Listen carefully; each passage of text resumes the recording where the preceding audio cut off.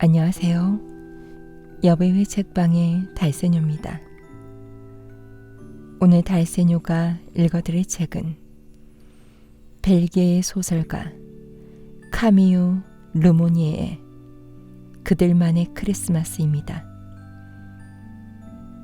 19세기 말 벨기에 프랑스어권 지역에 문학 부흥을 주도했던 작가는 소설뿐만 아니라 어린이를 위한 동화도 다수 집필했는데요.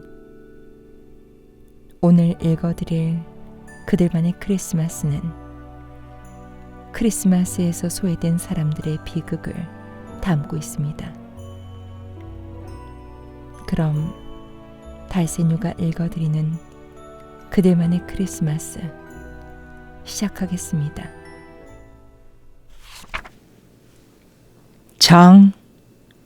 카펠 상점의 주인 카펠 씨가 그의 집사에게 말했다. 길에서 들리는 저 떠들썩한 소리가 뭔지 알아보게. 장이 사무실 창문 밖을 바라보면서 말했다. 일부러 나가볼 필요도 없겠습니다. 오늘 아침에 주인님이 저에게 2수짜리 동전을 주라고 했던 바로 그 거지 아이입니다. 거지들은 도무지 우리를 조용히 내버려 두질 않는군. 매년 나는 도시의 가난뱅이들을 위해 쓰라고 100프랑이나 되는 돈을 시장에게 내는데 말이야. 내가 이렇게 전한다고 얘기하게. 제발 꺼지라고 하게. 주인님의 커다란 안락의자의 먼지를 다 털 때까지 기다려 주십시오. 그러고 나서 제가 이야기하러 가겠습니다. 참 이상한 일입니다. 주인님 사무실에는 왜 항상 이렇게 먼지가 쌓여 있는지 모르겠습니다. 그런데 어떻게 가난뱅이들에게 100프랑씩이나 주실 수 있습니까? 제가 가서 이야기하겠습니다. 아무 걱정 마십시오. 만일 저 애가 다시 시끄럽게 군다면 단단히 일러두겠습니다. 카펠 씨는 아침부터 저녁까지 너희 같은 보잘것없는 인간들, 거지들, 생쥐 같은 녀석들 뒤를 쫓아다닐 만큼 한가하지 않다고 말입니다. 그렇게 말하고 장은 먼지털이로 안락의자를 세게 쳤다.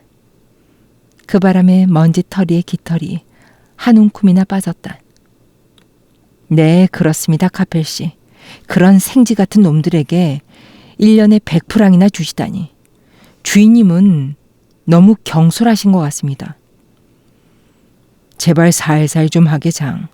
그러다가 안락의자 가죽이 다 찢어지겠네. 아, 또다시 바이올린 소리가 나는군. 이젠 좀 나가봐야 되지 않겠나? 네, 카펠 씨. 라고 대답하면서 장은 먼지털이를 겨드랑이 사이에 끼고는 창가로 갔다. 창가에 서서 제가 저 녀석을 어떻게 처리하는지 구경이나 하십시오. 그러고 나서 그는 사무실 한복판에 서서 팔짱을 끼고 부드러운 눈길로 주인을 바라보면서 비스듬히 고개를 기울인 채 소리쳤다. 보잘것없는 인간들, 거지들, 이 생쥐 같은 놈들. 네, 그렇습니다. 지새끼 같은 놈들 말입니다. 카펠 씨, 도대체 이런 놈들이 이토록 정직하고 매년 도시의 가난뱅이들에게 100프랑이나 주는 사람의 가게까지 와서 귀찮게 군다는 게 말이 됩니까? 아니요, 주인님. 있을 수 없는 일입니다. 이렇게 말하고 난 후에 장은 천천히 문 쪽으로 향했다. 팔짱을 끼고 고개를 약간 숙인 채 마치 자신이 방금 얘기한 것에 대해 깊이 생각하는 사람처럼. 그러나 나가는 순간 그는 고개를 들어 주인을 바라보면서 다시 말했다. 그런데 당신이 전하라고 하신 말씀이... 주인님? 제가 뭐라고 해야 하죠? 그 순간 여자아이의 명랑한 목소리가 들려왔다. 장 아저씨, 잠깐 기다려요. 그리고 엘렌, 가게 사람들은 그녀를 렌티에라고 부른다. 엘렌이 아버지의 사무실 안으로 들어왔다. 정말로 귀여운 아이였다. 그녀는 10살로 분홍빛 뺨과 금발머리, 갈색 눈을 가졌다. 그리고 머리를 이삭다발처럼 길게 세 갈래로 따 파란 비단 리본으로 묶었다. 머리가 등 뒤에서 찰랑거렸다. 그녀는 아빠에게 애원했다. 아빠, 가게 앞에서 바이올린을 연주하고 있는 아이에게 동전 한 입만 주세요. 장 아저씨가 전해주실 거예요. 그러자 카펠 씨는 화를 내며 대답했다. 왜 너는 저런 지저분한 아이에게 신경을 쓰는 거니? 난 저런 깽깽이 소리가 지겨워. 아이는 손을 모아 애원하며 다시 떼를 썼다. 아빠, 걘 아주 착해요. 그리고 연주도 아주 잘하고요. 걘 아마 아빠가 없을 거예요. 왜냐하면 아빠라면 제가 집집마다 돌아다니며 바이올린을 연주하면서 동냥하도록 내버려 두시겠어요? 렌티에, 그런 어리석은 질문은 하지 마라. 어떻게 우리와 가난뱅이들을 비교할 수 있니? 너는 카펠 상점의 주인인 야곱 카펠의 딸이란다. 도시에서 가장 돈이 많은 상점이지. 장이 복도에서 손으로 입을 가리고 침을 퇴퇴 뱉으며 말했다. 저 아빠, 저기요. 저 아빠에게 뭔가를 진지하게 얘기하려고 했는데 그런데 잊어버렸어요. 잠깐만요. 아, 지금 생각났어요. 전 단지 제 인형의 엄마에 불과하지만 제가 살아있는 동안에는 그 인형에게 아무것도 부족한 게 없었으면 해요. 제발 동전 한 입만 주세요, 아빠. 그렇지 않으면 제 저금통에서 동전을 꺼내 그 애에게 줄 거예요. 자, 여기 있다. 하지만 이게 그 거지 아이에게 줄 마지막 돈이야. 아빠가 너만 했을 땐 난 이미 모든 것을 신중하게 생각했어. 나는 거리의 불황자들에게 관심을 가지는 대신에 집안에 있는 많은 일들을 돌보아왔단다. 하지만 전 아빠 말을 잘 듣잖아요. 전 매일 배운 것을 복습하고 어제도 받아쓰기에서 3점이나 더 올랐잖아요. 그래, 얘야. 하지만 넌 하루 종일 돈을 달라고 내 주머니에 매달려 있지 않니? 일수는 단지 일수지만 그게 10개 모이면 1프랑이 된단다. 그리고 1프랑짜리가 모이면 1년 후에는 꽤 많은 양의 돈이 된단다. 우리가 가난뱅이여서 집집마다 돌아다니며 돈을 구걸한다면 사람들이 우리에게 그만한 돈을 줄 거라고 생각하니? 이 대목에서 장은 다시 한마디 거들어야겠다고 생각했다. 그는 복도에서 한 번 더 입을 가리고 침을 뱉고는 이야기했다. 아니, 사람들은 우리에게 돈을 주지 않을 거야. 너희 아빠처럼 매년 100프랑씩 가난뱅이들에게 주는 마음씨 좋은 사람이나 주지. 안 됩니다, 카펠 씨. 제가 만약 당신이라면 이렇게 말하겠습니다. 꺼져. 우린 이제 거지들이 지긋지긋해. 우린 매년 100프랑씩이나 주고 있단 말이야. 내가 구걸해서 돈을 버는 줄 아니? 나는 카펠시 상점의 점원이고 난 일을 해. 그러니까 너희도 일해서 돈을 벌어. 이렇게요. 카펠시는 어깨를 으쓱하고는 렌티에게 손가락으로 문 쪽을 가리켰다. 자, 얘야. 장 아저씨와 함께 가보거라. 연말이라서 나는 회계 장부를 다시 검토해야 한단다. 그들은 밖으로 나왔다. 갑자기 장이 큰 소리로 외치기 시작했다. 야, 거기, 야, 거지야. 이 소란스러운 놈. 이 쓸모없는 녀석아. 바이올린 소리가 멈췄다. 작은 소년 하나가 몸을 일으켰다. 장은 변론을 시작하려는 변호사처럼 위험 있는 태도를 취하면서 손을 내밀었다. 카페 씨를 대신해서 너에게 그분의 말씀을 전하겠다. 그분은 1년에 100프랑이나 되는 돈을 거지들에게 주고 있어. 그러니까 이리 와 얘야. 이리로 와. 렌티에가 예쁘게 장식한 머리를 문 밖으로 내밀고 끼어들었다. 그리고 손으로 그 아이에게 다가오라는 신호를 보냈다. 장이 말을 걸기 시작했을 때 어색하게 웃으며 모자를 벗었던 그 어린 거지는 하얀 대리석으로 장식한 큰 현관 안으로 들어왔다. 그리고 둥근 천장의 높이를 보고 놀라서 겸손한 표정을 지으며 머리를 계속해 천천히 조아렸다. 장은 문을 닫고 그 거지 아이의 머리부터 발끝까지 살펴본 후 렌티에를 가리키며 소리쳤다. 너 지금 누구랑 이야기하고 있는지 알아? 카페 씨의 딸인 렌티에와 이야기하고 있는 거야. 공증인인 메강크 씨조차도 카펠 씨만큼 부자는 아니야. 아무리 그의 마부가 화려하게 장식한 예복을 입고 있다 하더라도 말이야. 여자아이가 그 음악가의 누더기 옷에 살짝 손을 댔다. 겁먹지 말고 나한테 말해봐. 넌 아빠가 없지? 그녀가 물었다.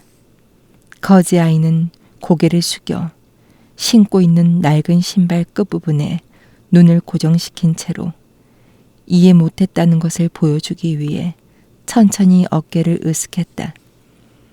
그리고 허리에 주먹 하나를 대고서는 수줍고 단호한 태도로 이빨 사이로 휘파람 소리를 내기 시작했다.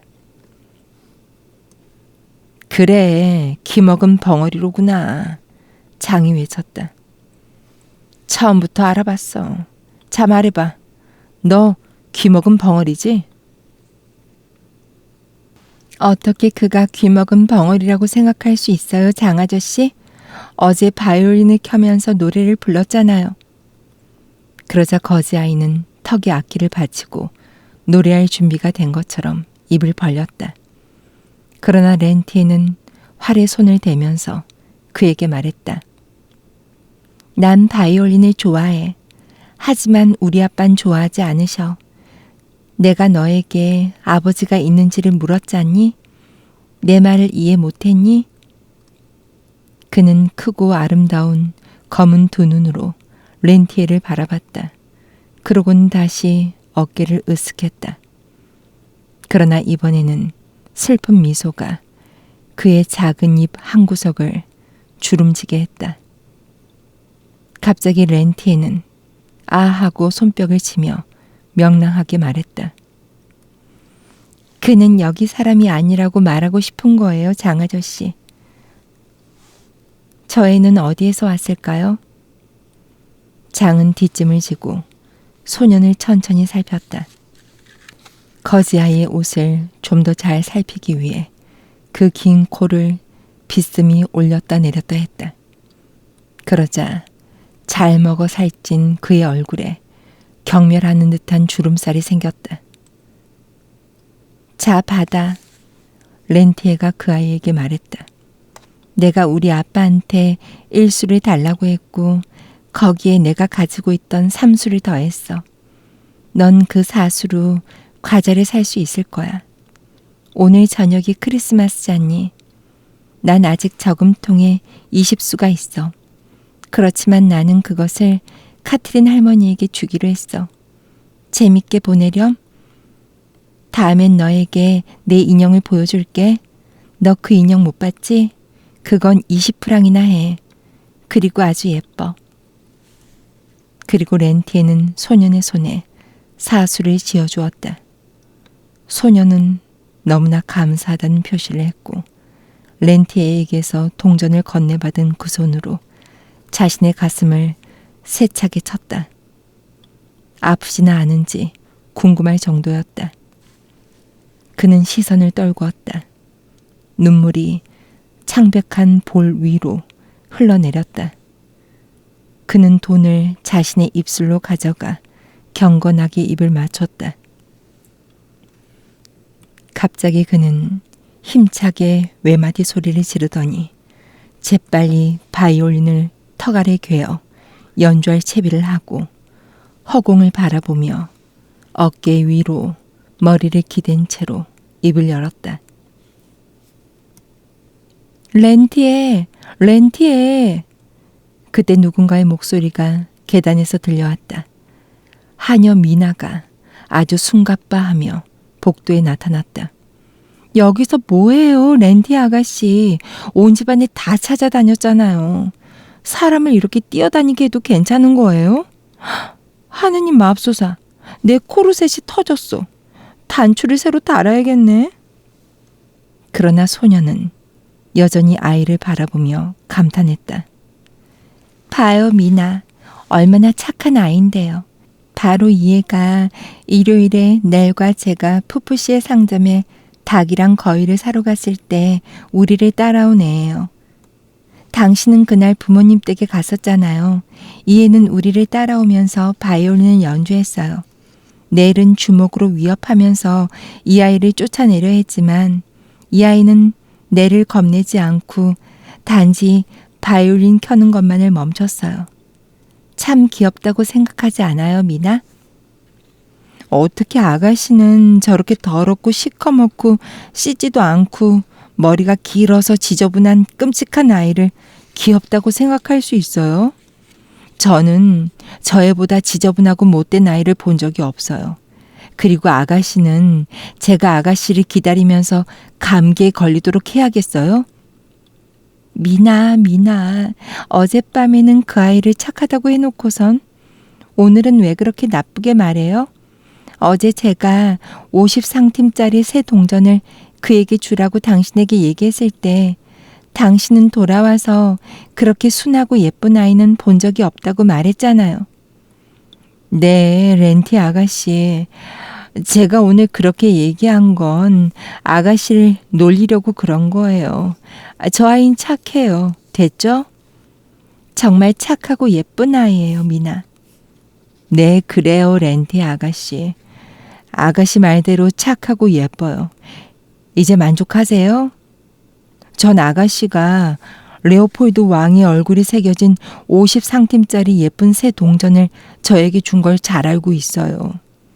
지금도 그 동전이 생각나는데요. 그녀는 그렇게 말하고는 약간 난처해하며 헛기침을 했다. 왜냐하면 그녀가 그 동전을 슬쩍 했기 때문이었다.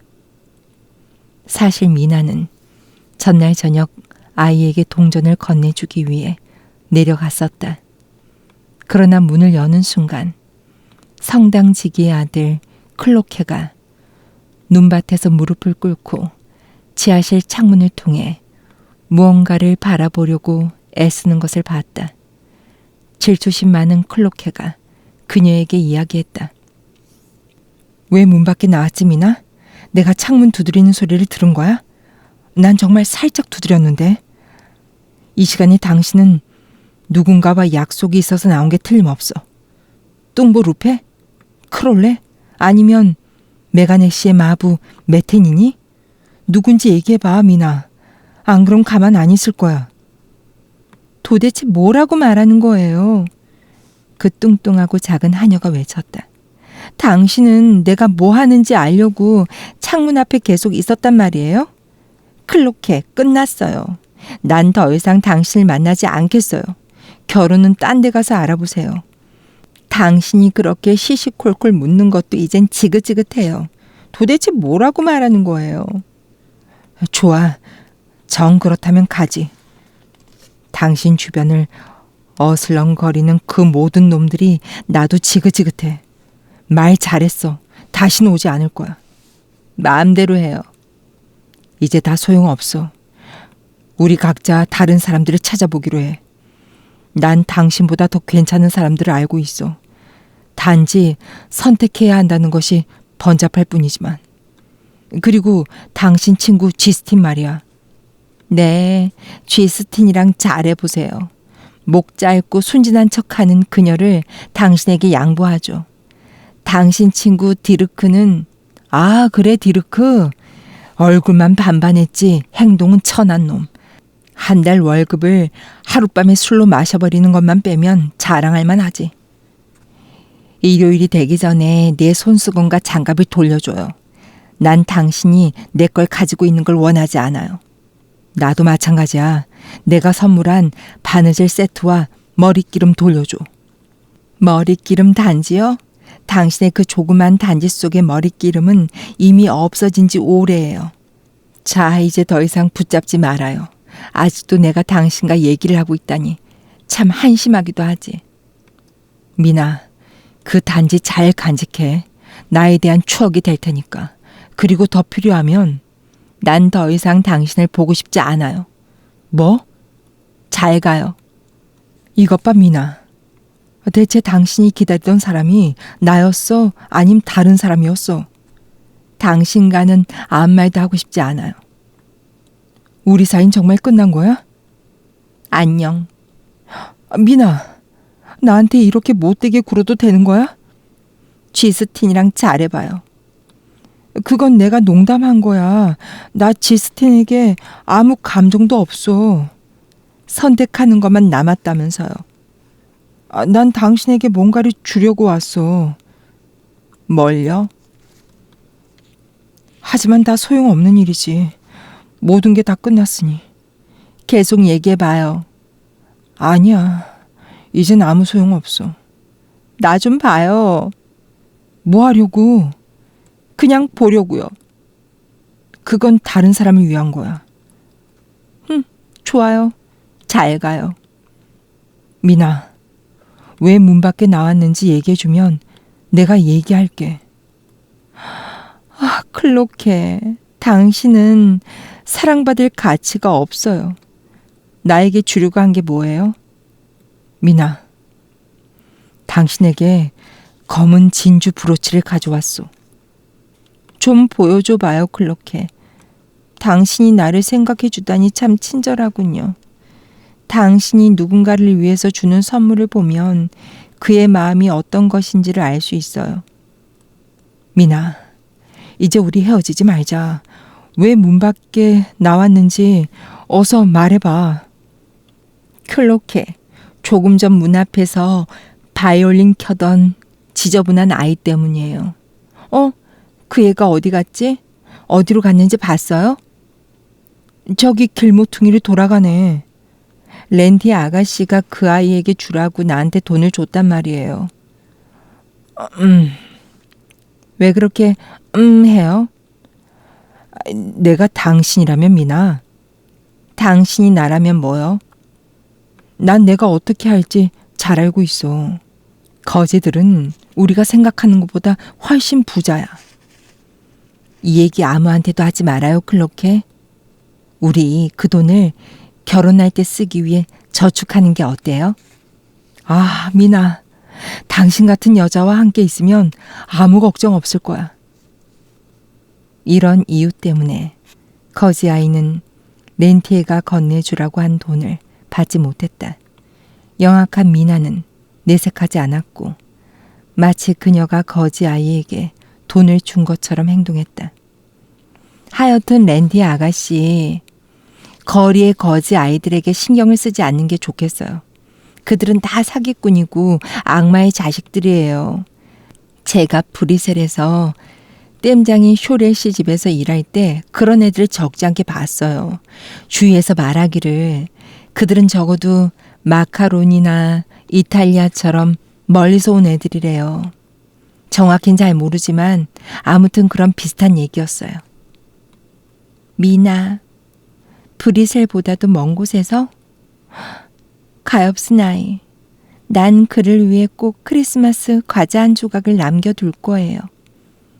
저기 아버지께서 아가씨를 불러요. 빨리 들어가요. 현관에서 카펠 씨가 계속 찾으실까 걱정돼요. 안녕, 거지 아이야. 렌티에는 가라고 손짓하며 말했다. 엄마는 나에게 불쌍한 사람을 위해서 기도하라고 가르치셨어. 난 일요일날 교회에 가서 네가 언제나 착한 아이로 남아있기를 기도할 거야. 그때 다시 장이 거만스럽게 거지 아이의 어깨를 치며 말했다. 자, 여기서 나가라. 카펠 씨는 자신이 매년 도시의 불쌍한 사람에게 100프랑씩 준다는 사실을 너에게 전하라고 하셨어. 아저씨는 정말 너무 매정하세요. 렌티에가 말했다. 누가? 내가? 내가 매정하다고 렌티에? 사람들은 언제나 내가 부드러운 마음씨를 가졌다고 얘기하는데 아저씨는 저 아이를 너무 심하게 다루잖아요. 그를 심하게 다룬다고? 내가? 예, 너 그만 나가줄래? 거지 아이는 자신의 손안에 있는 돈을 보더니 아무도 이해하지 못하는 말을 몇 마디 중얼거리면서 밖으로 나갔다. 나가는 순간 그는 눈을 치켜뜨며 환한 얼굴로 장을 올려다봤다. 나가라, 나가! 장이 소리쳤다. 네가 그렇게 쳐다봐도 난 아무렇지도 않아. 넌 상대가 될 수 없어. 난 좋은 곳에서 일해.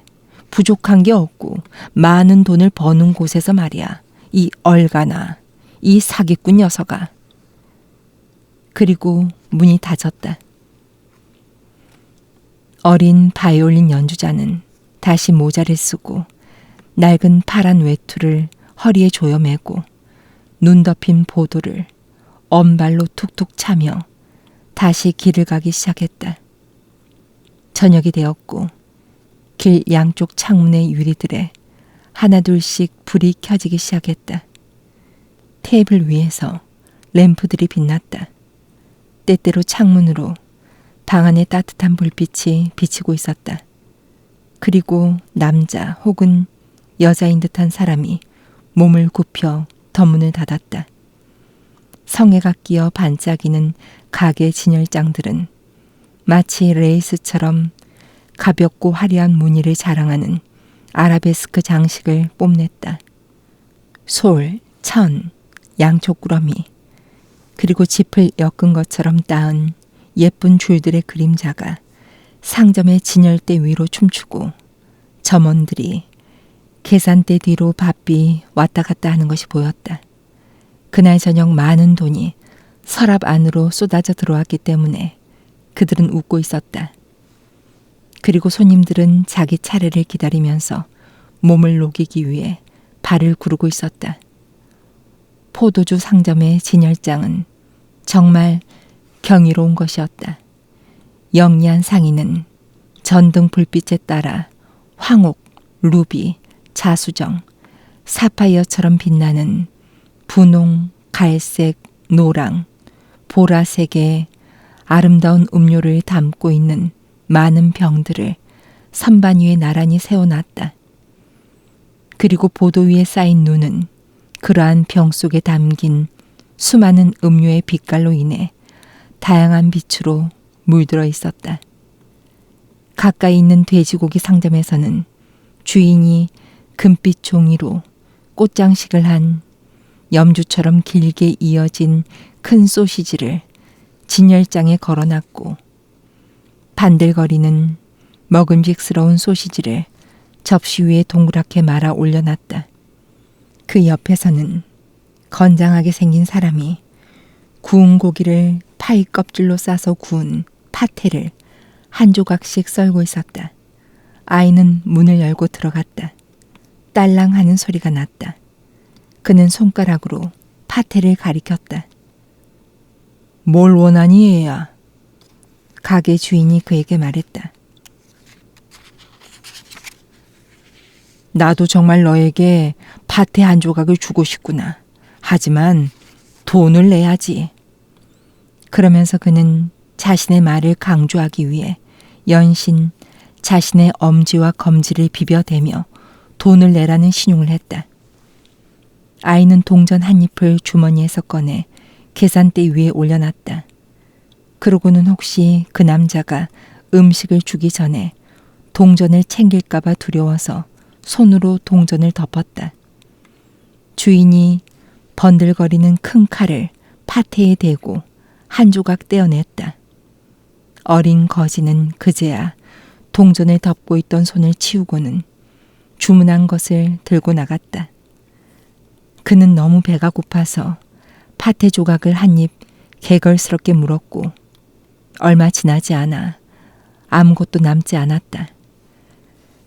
그는 주머니 속에 손을 집어넣어 돈이 얼마나 남아있는지를 알아보고 난 후에 다시 길을 갔다. 과자점 주인은 크리스마스를 위해 특별한 진열장을 구상했다. 여기저기 황금빛 큰 빵덩어리들이 튀어나와 있는 크라미크는 건포도가 박힌 갈색 몸을 뽐내고 있었다. 그중 가장 멋지게 꾸며진 부분은 탑 모양을 하고 있었는데 이 탑은 푸딩 반죽을 재료로 만들어져 있었고 3층의 원형 모양이었다. 탑의 맨 꼭대기에는 투명한 설탕으로 덮인 빵 부스러기들 위로 설탕에 절인 과일들이 빛나고 있었고 하얀 치마를 입은 예쁜 소녀가 왼 발가락에 힘을 주고 서서 오른쪽 다리를 허공에 올리고 마치 날아갈 듯이 팔을 벌리고 있었다. 그 탑 모양 과자 가까이에는 설탕과 계란 흰자로 만든 크림 과자의 일종인 머랭그들이 거품을 머금고 있었고 그 가운데에는 2개의 버찌와 하나의 서양 자두가 파도에 부딪히는 작은 선 모양을 하고 있었다. 그리고 빨갛고 파란 비단으로 된 깃발과 곱슬곱슬한 깃털로 덮인 커다란 생강이 든 빵, 쿠쿠들이 유리창에 기대어 있었고 그 옆에는 슈피켈라우스와 일반 비스킷으로 만들어진 사람 모양의 과자들이 길거리를 지나가는 사람들에게 인사하는 것처럼 서 있었다. 또한 드라제와 초콜릿 프랄린, 퐁당, 색설탕, 캐러멜이 가득 담긴 접시들도 놓여 있었다. 그러나 과자점에 진열된 것 중에 3층 탑 모양의 과자가 가장 아름다웠다. 그 높이와 수많은 장식 과일 덕분이었다. 소녀는 세상에서 그처럼 아름다운 것을 본 적이 없다는 듯 바라보며 한참을 그 앞에 서 있었다. 그는 진열장에 있는 물건을 더 잘 보기 위해 몸을 숙였다가 일으켰다가 오른쪽으로 몸을 굽혔다가 왼쪽으로 몸을 굽혔다가 했고 성에가 낀 유리창에 입김으로 구멍을 내기도 했다. 낡은 신발로 바닥을 두드리고 이빨 사이로 고양이의 가락을 흥얼거리면서 이쪽 저쪽 껑충껑충 뛰었다. 그리고 천천히 진열장에 혀끝을 대고는 마치 잼을 핥아 먹는 것처럼 조금씩 성애를 핥았다. 과자점 주인은 진열장 밖에 누군가가 있는 것을 발견하곤 화난 몸짓을 했다. 작은 바이올린 연주자는 달아났다. 주인은 멈췄던 일을 다시 시작했다. 그는 슈피켈라우스로 커다란 사람을 만들고 질 좋은 밀가루로 크라미크를 만들고 쿠쿠의 깃털과 깃발을 꽂아 새 형태로 만들었다. 소녀는 다시 돌아와 가게 앞에 서서 이 아름다운 것들을 바라봤다. 그것을 먹고 싶은 생각이 굴뚝 같았다. 그는 아침부터 지금까지 2수짜리 작은 빵과 파테 한 조각만 먹었을 뿐이다. 마침내 그는 결심했다. 가게 유리문을 밀고 들어가 손가락으로 진열장에 있는 사람 모양의 빵 중에서 가장 맛있게 생긴 것을 가리켰다. 여주인은 손짓으로 돈을 내야 한다는 표시를 했다. 소녀는 동전을 꺼내 계산대 위에 올려놨다.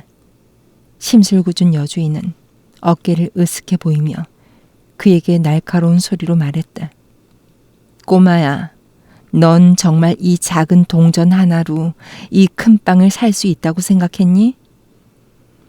그녀는 동전을 집어넣고는 진열되어 있는 빵 중에서 가장 말라빠진 작은 빵 하나를 주었다. 그는 그 빵을 몇 번 베어 물더니 꿀꺽 삼켜버렸다. 그리고 손을 입에 가져다 대고는 입가에 남아있는 부스러기들을 쓸어먹었다. 상점에서는 끊임없이 딸랑딸랑 종소리가 울렸다.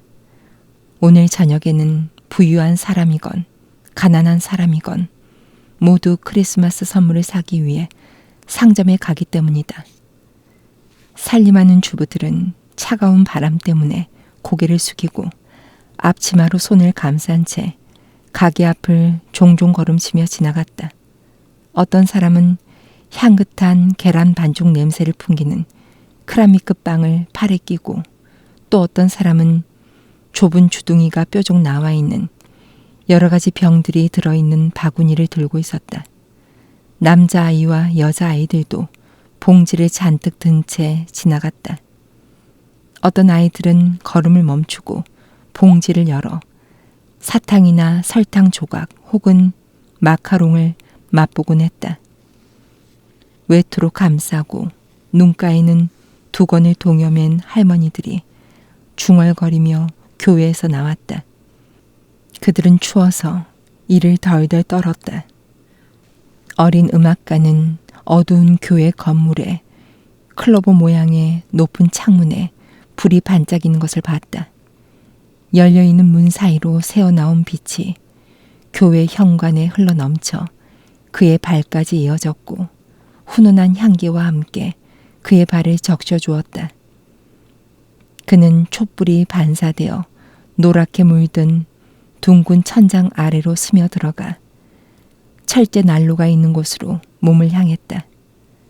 난로 속의 석탄은 작은 불꽃을 내며 꺼져가고 있었다. 그는 난로 쪽으로 손과 발을 열심히 내밀었다. 그리고 다리 사이로 또 팔 사이로 손을 이리저리 끼면서 난로의 온기를 전달하려고 애썼다. 크리스마스의 성대한 밤이 가까워지고 있는 이 순간에 몸을 데울 수 있는 불을 그에게 가져다 주신 구세주 그리스도에게 감사의 표시를 하고 싶다는 마음이 생겼다. 교회는 조용했다. 중앙홀에서는 푸른색 타일 위에 놓여있는 의자들이 삐걱거리는 소리, 성가대석에 있는 관리인의 발소리, 남학신의 딸깍거리는 소리만 들렸다. 그 사이 검은 외투를 걸친 할머니들이 밖으로 나가기 전 성수반에 담긴 물에 손가락을 적셔 신의 가호를 빌기 위해 그쪽으로 향하고 있었다. 이따금 그들 중 한 사람이 난로가에 둘러서 야윈 손을 불에 쬐며 곁에 있는 떠돌이 소년을 경계 눈초리로 바라봤다. 순간 소년은 온몸에 힘이 빠지는 것을 느낄 수 있었다. 그는 머리를 가슴에 파묻고 베개로 사용하는 오래된 구멍난 외투 속에서 털썩 주저앉고 말았다. 갑자기 신경질적인 목소리가 그의 귀에 들려왔다. 성당 관리인이 그에게 나가라고 소리를 질렀다. 그는 일어나서 자신을 쫓아내는 이 남자를 용감하게 쳐다봤다. 바이올린을 주워들고 다리를 절뚝거리며 천천히 걸음을 옮겼다. 신발을 다리에 고정시키는 오래된 가죽끈 속에서 발이 부어 있었기 때문이었다. 그는 교회 문을 열었다. 차가운 북풍이 다시 그의 얼굴을 때렸다. 그 순간 소녀는 혼자 이렇게 중얼거렸다. 프란체스코, 프란체스코, 넌 왜 산을 떠났니? 산에는 엄마가 계신데 왜 그곳을 떠났니? 세상을 돌아다니겠다고 나보다 먼저 떠난 다른 사람들은 도대체 어디 있는 거야? 파울로는 덥고 나무들이 초록빛을 간직하고 있을 때 시골에서 죽었어. 그는 정말 운이 좋았어. 얼음이 얼 정도로 추웠고 더 이상 걸을 힘이 없었던 어느 날 우리는 뒤를 돌아보면서 하늘 어느 쪽에 우리의 산이 있는지 찾아봤어. 그때 길은 너무 멀어 보였고 우리는 결코 그곳에 갈 수 없을 것이라고 생각했지. 난 길을 가다가 파올로를 잃어버렸어. 피에트로도 잃어버렸지. 아, 피에트로. 나보다 2살이나 어린데. 다른 아이들은 떠나면서 여행 잘해 라고 말했지.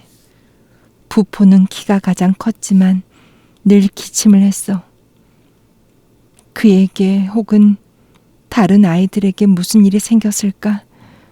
부포, 파올로, 피에트로, 그리고 다른 사람들도 안녕.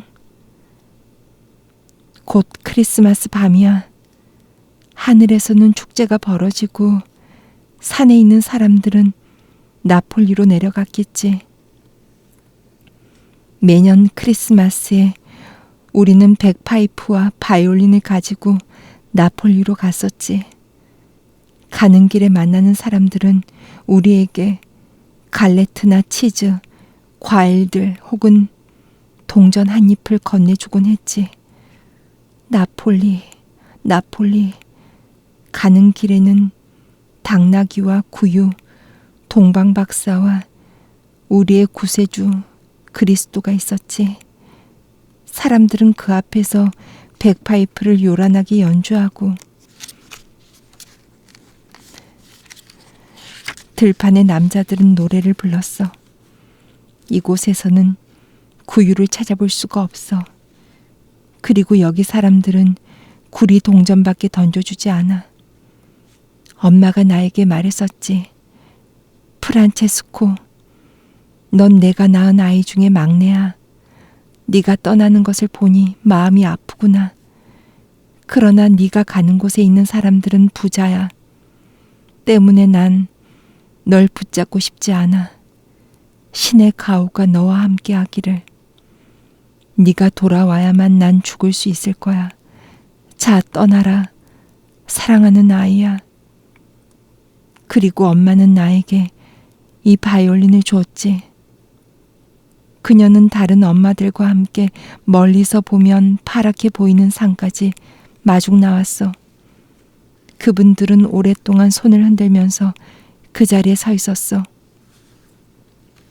저녁이 되었을 때 우린 그녀들이 들을 수 있도록 백파이프와 바이올린을 연주했었지. 자, 이제 난 돌아갈 거야. 그러나 떠나올 때보다 난 더 가난해. 왜냐하면 내겐 더 이상 희망이 없기 때문이야.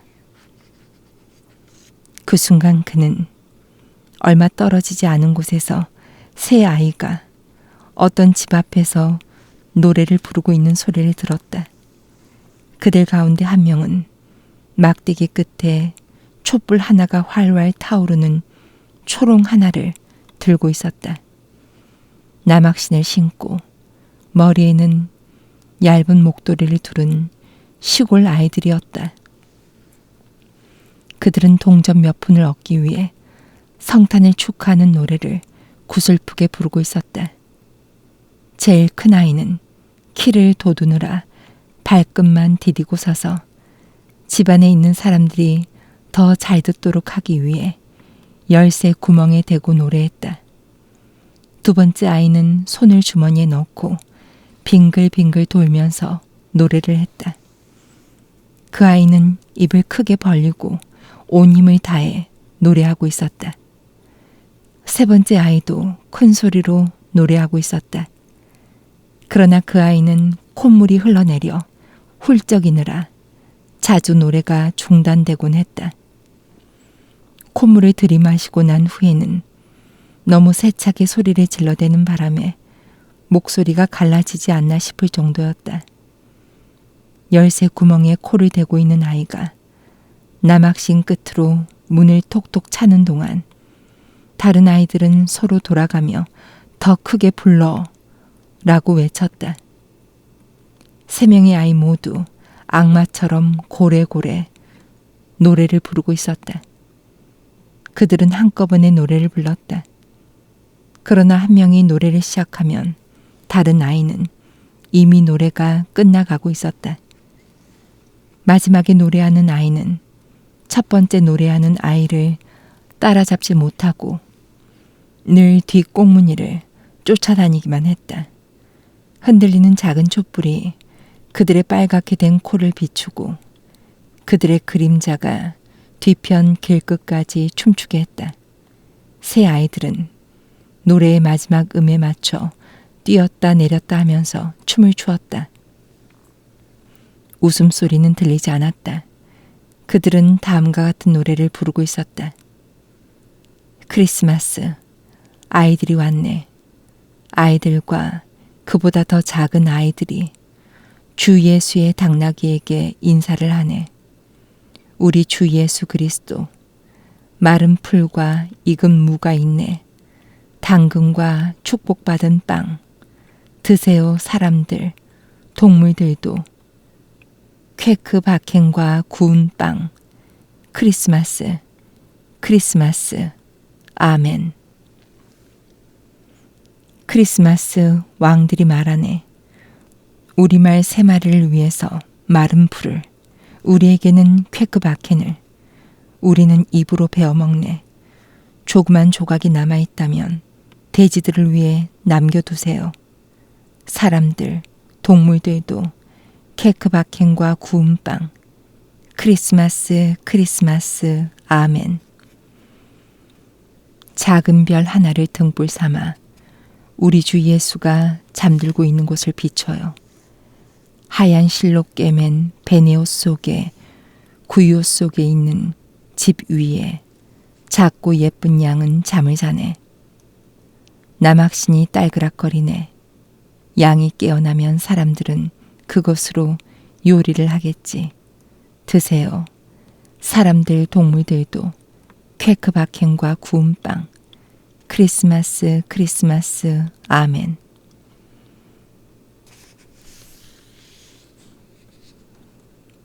가까이에서 바이올린 켜는 소리를 들었을 때 세 명의 아이들은 자신들의 세 번째 노래를 시작하는 중이었다. 프란체스코는 공손한 태도로 미소를 지으며 그들의 노래에 반주를 해주고 있었다.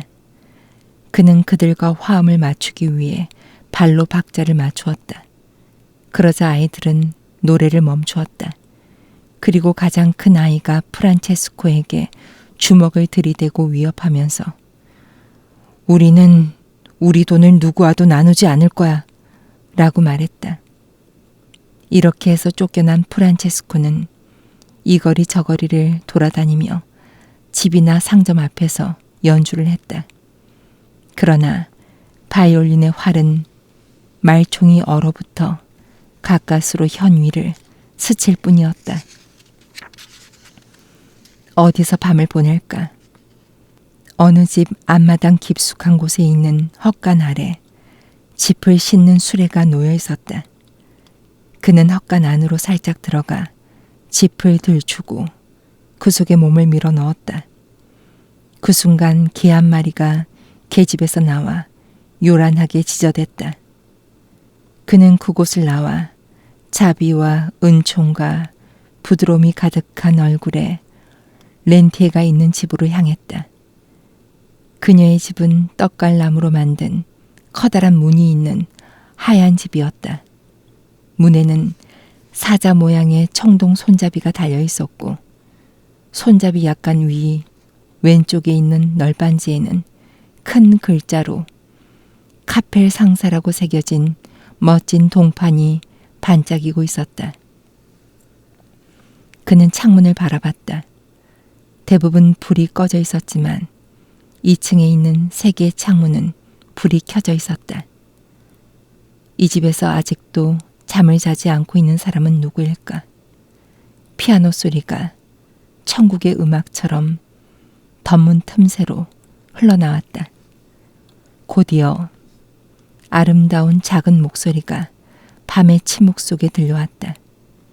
그 소리를 듣자 어머니가 자신을 재우며 나직이 내던 소리, 산골 마을 아이들의 노랫소리, 나무를 스치는 바람소리, 그리고 수없이 많은 부드럽고 아련한 것들이 떠올랐다. 이윽고 그 소리가 멈췄다. 그러나 그의 마음 속에는 그 소리가 크리스마스 노래처럼 여전히 계속해서 들려왔다. 몇몇 집들의 문이 열리고 그 속에서 어렴풋한 형체들이 나와 바삐 걸어갔다. 몇몇 사람들은 작은 초롱을 손에 들고 흔들면서 갔다. 도시의 가로등이 꺼져 있었기 때문에 초롱의 불빛이 거리에 쌓여있는 눈을 붉게 물들였다. 이 모든 작은 초롱들은 같은 쪽을 향하고 있었다. 그곳에는 자정 미사를 알리는 종소리가 울려 퍼지고 있었다. 카펠 상사 집의 문도 열리고 유쾌한 빛이 밖으로 흘러나왔다. 따뜻하게 차려입은 남자와 여자들이 집주인과 악수를 나누고 있었다. 조금 전에 노래했던 작은 목소리가 그들에게 안녕히 가세요 라고 말했다. 그리고 사람들은 서로 헤어졌고 문이 닫히고 램프의 찬란한 빛이 반짝이던 창문들이 하나 둘씩 어두워졌다. 카펠 씨는 크리스마스 전날 밤을 위한 축하 만찬을 열었다. 그는 훌륭하게 일을 치러냈다. 사람들은 차와 따뜻한 포도주와 펀치를 마셨다. 탁자 위에는 맛있는 고기 파이와 과일 파이들이 아직도 가득 남아있고 사람들은 그 파이들을 큼지막한 조각으로 썰어먹은 자국들이 남아있었다. 미나는 렌티의 옷을 갈아입히고 가볍게 그녀에게 입맞춤한 후 따뜻한 이불 속에 눕혔다. 잠이 드는 순간 렌티는 크리스마스 트리 쪽으로 고개를 돌렸다. 그곳에는 방으로 함께 가지고 올라온 인형과 상자들, 반지꼬리와 사탕 봉지들이 놓여 있었다. 그때 집 꼭대기에서 렌티의 커튼 위로 안개 속에 빛나는 하나의 별처럼 춤추던 빛이 꺼졌다. 그리고 어둠이 카펠씨 딸의 달콤한 잠을 감싸주었다. 아, 작은 눈송이들. 눈송이들이 차가운 겨울 바람을 발판으로 뛰어오르는 겨울 나비처럼 올라갔다 내려갔다 할 때, 그리고 아이가 열린 창문으로 그것을 잡으려 할 때, 그것들은 얼마나 즐거워 보이던지. 이 차가운 크리스마스 밤에 프란체스코를 제외한 모든 다른 사람들에게 눈송이들은 얼마나 즐거워 보이는지. 세상은 너무나 가혹하다. 이제 그는 무엇을 해야 할까? 그는 어둠 속에서 아직 눈이 문간을 덮고 있지 않은 속이 움푹 들어간 문 하나를 봤다. 그는 그곳으로 갔다. 외투를 푹 뒤집어 쓰고는 그곳에 앉아 무릎에 턱을 개고 잠이 들었다. 갑자기 발 아래의 땅이 꺼져 들어가는 것처럼 느껴졌다. 그가 올라간 것일까? 아니면 땅이 내려간 것일까? 상관없다. 그의 눈앞에 드러난 것이 지상에서보다 더 아름다웠다. 곧 과자점의 지하실에서 새어나오는 것과 같은 그윽한 냄새가 났다. 바닐라, 사프란, 계피, 레몬 향내가 강하게 진동했다. 작고 따뜻한 바람 하나가 이 좋은 향기들을 멀리 멀리 날려보냈다. 오 하느님, 그것들이 얼마나 황홀한지. 그는 잘 익은 과일로 만든 주스를 마셨을 때처럼 그 향기들이 몸속에 흐르는 것을 느꼈다. 지금은 자줏빛, 에메랄드빛, 청록빛, 아름다운 시골이 그의 눈앞에 펼쳐져 있다. 저 멀리 하늘의 쪽빛을 들쭉날쭉하게 만드는 산들로 이루어진 지평선까지 이어져 있다. 그리고 태양처럼 반짝이는 살구가 젤리와 시럽과 크림으로 이루어진 풍경 위로 빛을 뿌리고 있다. 그가 보기에 어떤 태양도 그처럼 반짝이고 촉촉한 적은 결코 없었다. 하느님, 하느님, 이 모든 게 너무나 훌륭하고 산다는 게 너무나 감미롭습니다. 라고 말했다. 왜냐하면 그는 방금 크림에 목욕을 하고 선 모양의 과자를 계속해서 3개나 먹었기 때문이다. 그러고 나자 캐러멜로 만든 산이 그의 앞에 우뚝 솟아올랐다. 그 위에는 그가 과자점에서 본 것과 똑같은 탑이 서 있었다. 누가 이 탑에 살고 있지? 요정일 수밖에 없을 것이다. 그 요정은 틀림없이 그가 방금 지나온 나라의 여왕일 것이다. 그런데 적막하고 화려한 이 탑 속으로 어떻게 들어가지? 그는 초인종을 찾아봤지만 허사였다. 똑똑. 그는 마침내 문을 두드렸다. 그리고 어떤 목소리, 잼처럼 달콤한 목소리가 탑 안쪽에서 들어오세요 라고 그에게 말했다. 그는 들어갔다. 설탕으로 만든 긴 계단이 푸딩으로 된 회랑에서 누가로 된 회랑까지 나 있었다. 그는 다시 문을 두드렸다. 아까와 똑같은 목소리가 더 위로라고 그에게 말했다.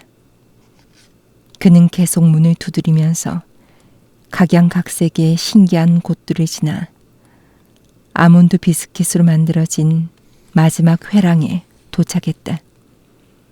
그리고 갑자기 그는 과자점의 작은 무용수와 정면으로 마주쳤다.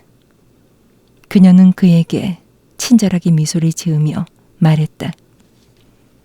널 기다렸어, 프란체스코. 지금 그녀는 과자점에 있는 탑의 꼭대기에서 첫 번째 본 것처럼 오른발을 들고 발가락 끝으로 서 있지 않았다. 그녀는 지금 2발로 서서 그에게 손을 내밀고 있었다. 프란체스코는 그녀처럼 예쁘고 귀엽고 통통하고 멋진 사람을 한 번도 본 적이 없었다.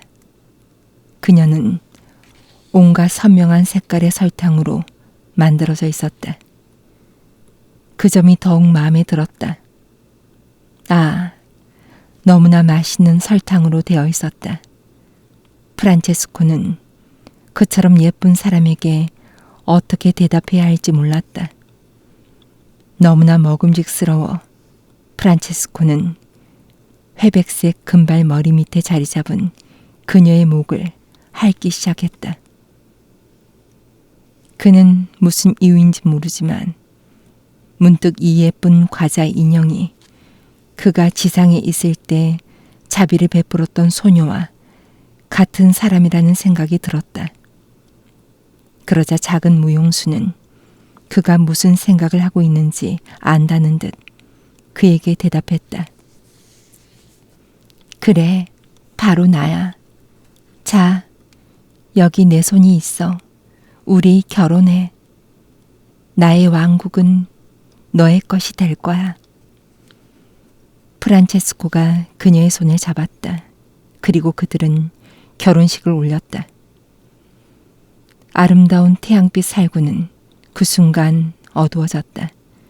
그리고 곧 황혼빛이 산의 능선을 덮었다. 그리고 들판 전체가 어둡고 희미한 빛의 잼으로 된 차가운 얼음으로 뒤덮였다. 자, 이제 밤이야, 프란체스코. 이제 우리는 서로 헤어져야 해. 라고 설탕으로 된 소녀가 말했다. 그리고 프란체스코는 아침이 점점 밝아올 때의 별처럼 그녀가 천천히 녹아내리는 것을 봤다. 탑이 녹고 산이 녹고 풍경이 녹기 시작했다. 그 사이에 그는 자신도 조금씩 녹는 것을 느꼈다. 아침에 하녀가 빵을 사러 가기 위해 문을 열었을 때 그녀는 현관에서 얼어붙은 시체 하나를 발견했다. 쉿! 그를 깨우지 맙시다. 불쌍한 프란체스코는 크리스마스 밤에 꿈의 날개를 타고 날아가 버렸습니다.